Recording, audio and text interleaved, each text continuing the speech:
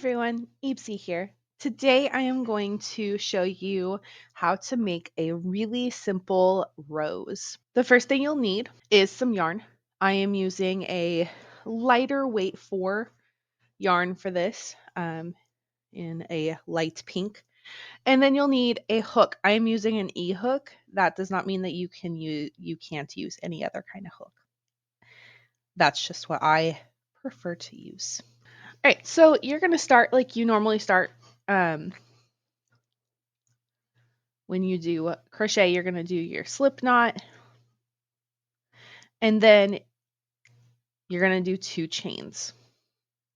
Now, this is how I do circles. This is not necessarily how everyone does circles. I have seen a lot of people like to do the magic ring lately. I am not a fan of that. I feel like it comes apart. I don't know if that's just because I'm doing it and it just comes apart or what, but I like to chain 2, and you'll see that you can tighten it just as well as the magic circle. Then you're going to do you're going to do 9 double crochets in the second chain from the hook.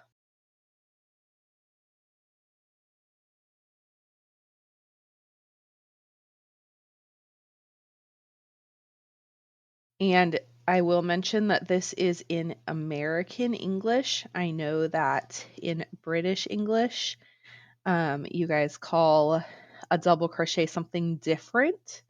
This is the American English version of a double crochet.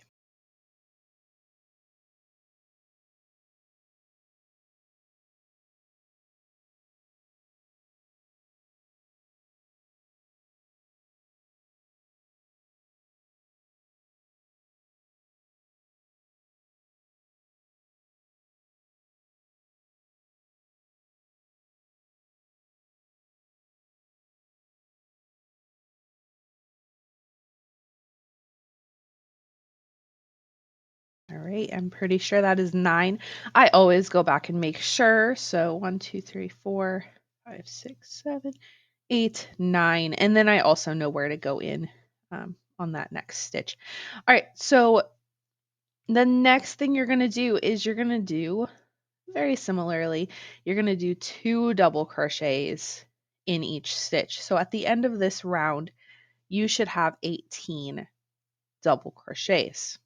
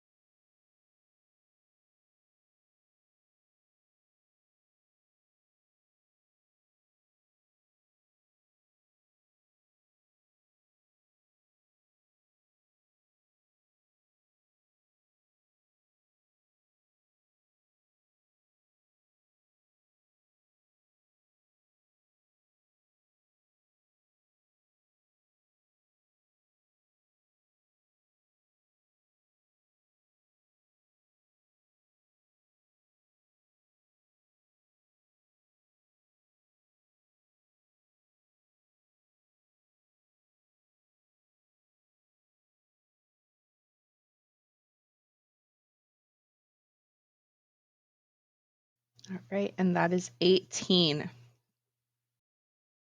The next round, just the same as the round before it, you're going to do 2 double crochets in each stitch. At the end of this round, you should come up with 36 stitches. So let's do that.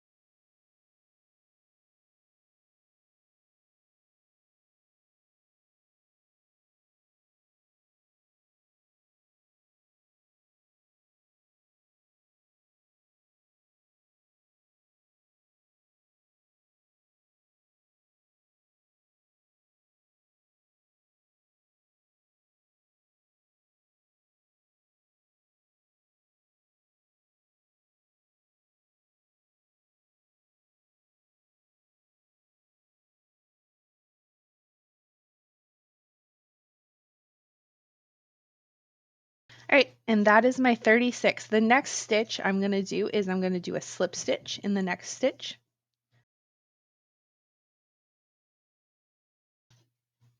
And then I am going to do a chain.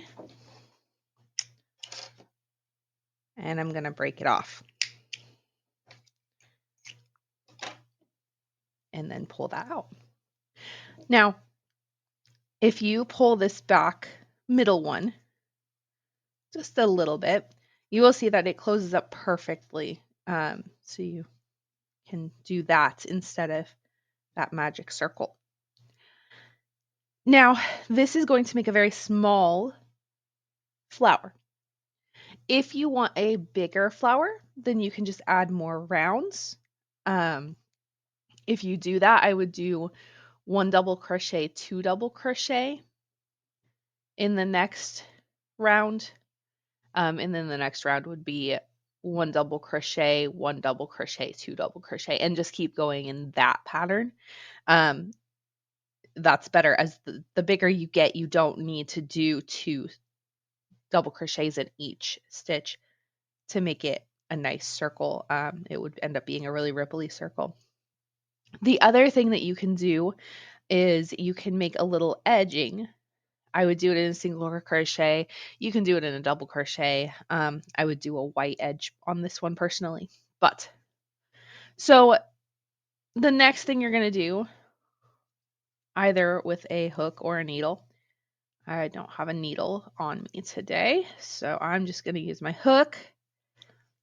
But either method is fine. Just weave in those ends a little bit just so that they don't unravel on you. Most of this is going to be hidden, so you're not going to need to make it look perfect necessarily, because it will be hidden, especially towards the middle. It will be hidden more. So if you just pull it a little bit more towards the middle and then snip it, it should be fine. But I'm going to do this middle strand a tiny bit just to provide a little bit of security, so they don't too easily come undone.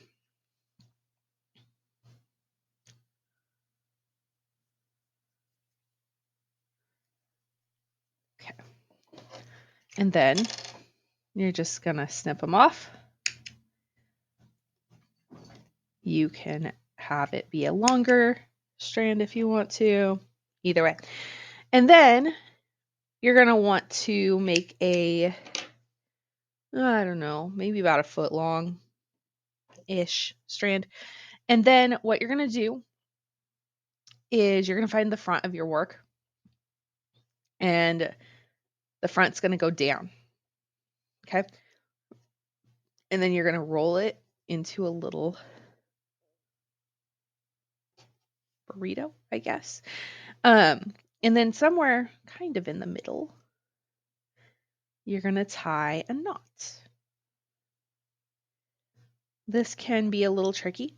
Having an extra pair of hands on this step sometimes is very necessary, especially if it is a bigger circle. Now, I just did one. On the second one, what I like to do is I loop it through once on that, and then I loop it through twice, and it just makes a very tighter knot than just doing it once. Okay. And then you're just going to want to leave a little bit of an end on that, but snip those off. Now, this is where the fun part is. You're going to take this, whichever side, it doesn't really matter. They're both going to end up the same, and you're just going to flip it. Tuck that end in a tiny bit there. But that is your rosebud, and it's really tiny, which is super fun. If you make other kinds of flowers, doing or sprinkling these throughout would be amazing. Now, I don't have any on me right now, but to finish this off, I would take the stem of a flower from the store, or just get some green wire and just stick it up through the middle part right here. And then you have your flower. All right, so I hope you guys were able to follow along and make this little rosebud with me today. If you guys liked this video, be sure to like, comment, subscribe, and tell your friends. I hope to see you all soon. Bye.